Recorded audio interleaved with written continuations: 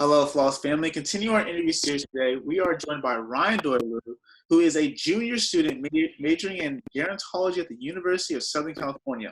I actually first met Ryan early this year when his team from the Student Gerontology Association at USC joined the Floss Foundation at the Mental Health for Us Unite for Change rally in Los Angeles. So it's a pleasure to be speaking to you once again, Ryan. Thank you so much. It's a pleasure being here. And thanks for the invitation. Definitely. And so, Ryan, how's it going with, studying at home? How has COVID-19 impacted your life in general? And do you have any tips to share with everyone in terms of like what's been working for you when it comes to studying at home? Because I know this is a very challenging time for students everywhere. Definitely. Yeah, I think it's really impacted students quite a bit. I think, one, there's just not a lot of student life going on at home. I mean, it's a totally different experience from being on campus. Like on campus, you're totally submerged and immersed in being like with other students and like really learning from a lot of different aspects and areas. And now we're doing online classes. It's different. It's absolutely different. Taking exams online.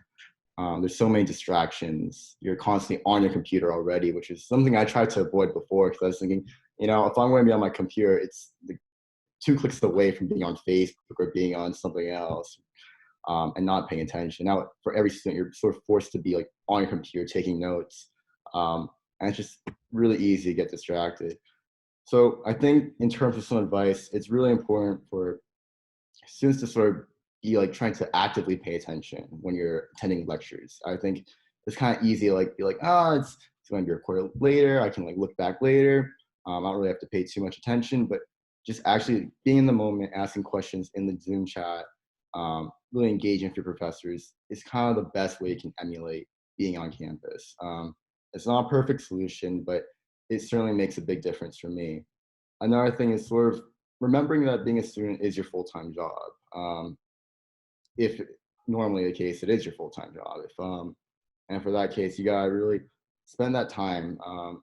It's real easy to like start playing games and stuff like that during a middle lecture, but really remembering I'm a student first and I have to spend however much time I normally spend studying at home, even more usually for me.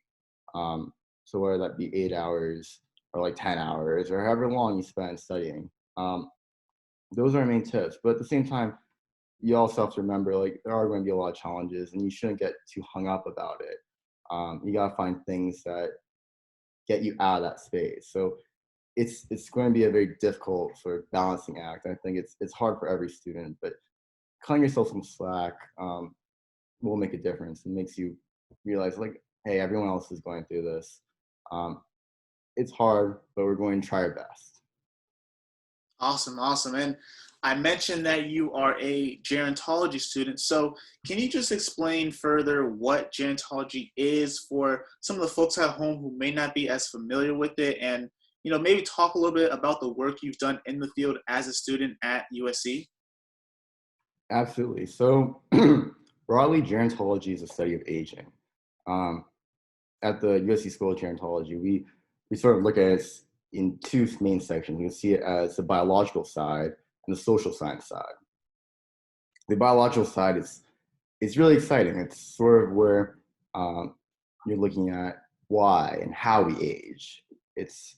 I've done some work in the Voltaire Longo Research Lab, and we studied fasting and fasting mimicking diets, and we're seeing how that affects different neurological diseases and just general aging. We're seeing how that affects humans, and we're doing a lot of work with mice.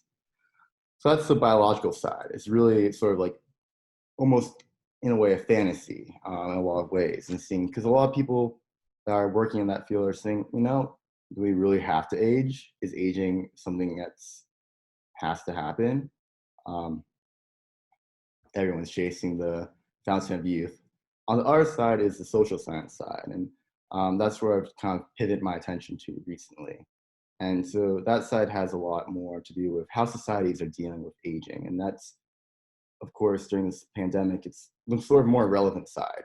So I've had experience sort of looking at how laws and regulations are being created and dealt with to aid and to help an older population. So I did an internship with Justice and Aging, which is a nonprofit law office based in Los Angeles that sort of does a lot of class action lawsuits against Social Security, Medicare, Medi-Cal, Medicaid, those sort of organizations, and fights for justice on behalf of older adults who might not have access to justice in the traditional sense, who might be underserved minorities in some cases.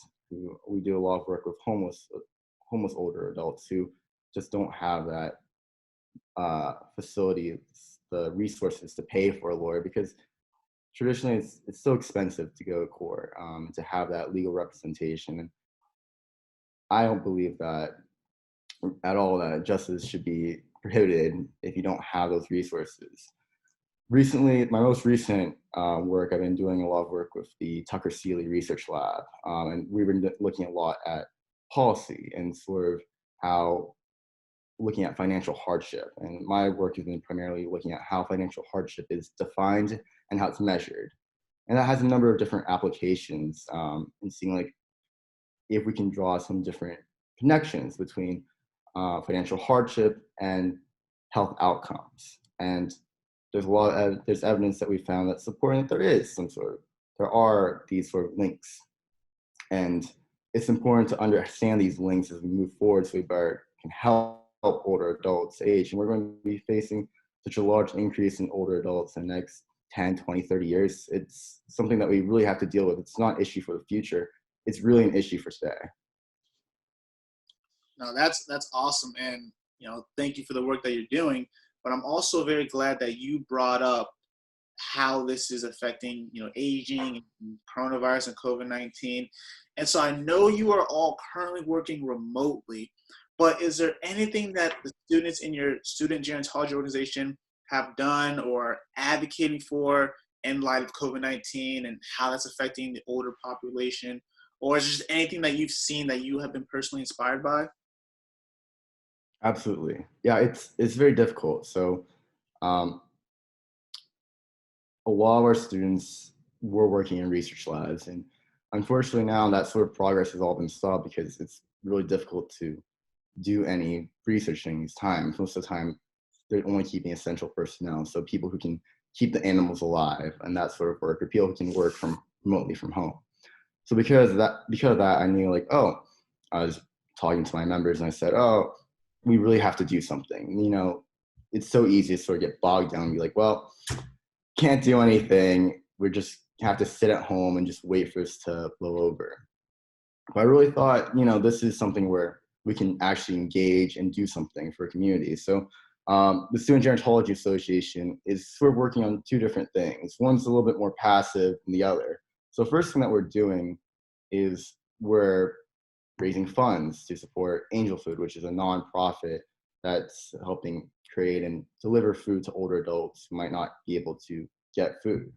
So we think that is a really great local cause that can really help a lot older adults. Next thing that we're doing is we're starting a intergenerational phone chain. So we're pairing up students and older adults across the nation to start talking to each other and really have a conversation. We're trying to have students and older adults sort of reach out to each other a couple times a week and sort of have this ongoing. And my ultimate goal for this program is I'd love for this to continue to go forward even after this pandemic ends. I think forming these relationships is wonderful. And it really helps these older adults, even if they're not like local younger adults and older adult pairings. I think it's really essential and it really helps inform other people. It builds a sense of empathy, and it allows both parties to feel like they're active participants during this COVID-19 pandemic, where it really makes you feel so passive traditionally. I love that. There's so much that I've been seeing and reading about how important it is to stay connected. So truly love that that's what you're doing over there. And that's a great tip that anybody can be doing. But my next question is, are there any other tips that you have that you can share for the average person to do their part to support older adults during such a hard and challenging time? Yeah, for sure. I think, well, the first thing is right away, check in with your loved ones. Even doing the sort of simple things like teaching an older adult how to use like Zoom or how to access certain websites they might find interesting. Just taking that time out of your day, it will only take like probably 20, 30 minutes. It's something that's really simple that can give them like a lot more access to being socially connected and just having a better quality of life. And that means a lot to older adults. The next thing I think is really supporting nonprofits that are doing a lot of work. So we're supporting Angel Food, which is an sort of LA-based nonprofit. Um, I think if you know of any nonprofits in your area that do work, such as senior centers or anything like that, that you know really impact the community, supporting those during these times is really important. I know a lot of sort of nonprofits require a lot of funds from our governments that just aren't coming through these days, and it's really important to continue to support the services that we value as a society. And lastly, I think it's really great if you can consider volunteering for some online volunteering opportunities. We're providing that through our intergenerational phone chain, but we know that there's a number of different other services out there.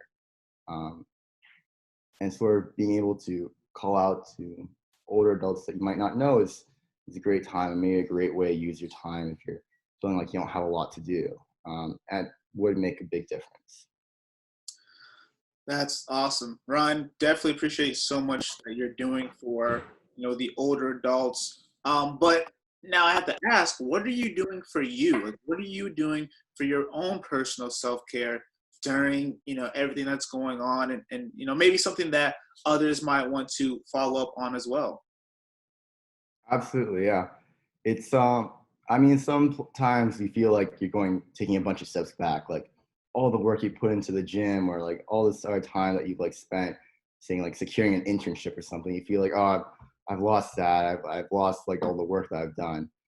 But I think it's also a time where you can really go back to some of your other hobbies that you might previously enjoyed. Like I used to really enjoy doing ceramics and doing pottery, and I didn't have the time or like the resources to do that when I was a college student, or when I was a college student at USC and physically on campus. But now that I'm back home, I have more time and I have the ability to do ceramics, which has been really great for me.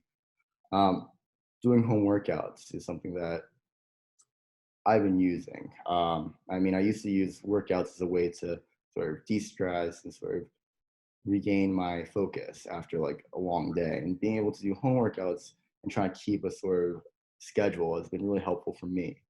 And sort of as a typical boy, I've been playing a lot of video games, but I think there's like a boundary where that can be really helpful. I've been playing with a lot of my friends and trying to make it like a cooperative sort of like going back into a team, having that organization, and just also having fun. I think that provides a lot of good connections. Um, that's really hard to find these days, and just having that connection every day is really nice. Now that's awesome. Having fun and staying connected is so important. So, definitely grateful that you're doing that. And honestly, just thank you for all the tips, Ryan. For the Flaws family, if you want to learn more about Ryan's work, make sure to follow the USC Student Gerontology Association on Instagram, as well as the USC Leonard Davis School of Gerontology on both Instagram and Twitter. As always, we'll have those handles for you at the bottom of the screen. Ryan, again, thank you so much for joining us. Thank you so much for having me. I really had a great time.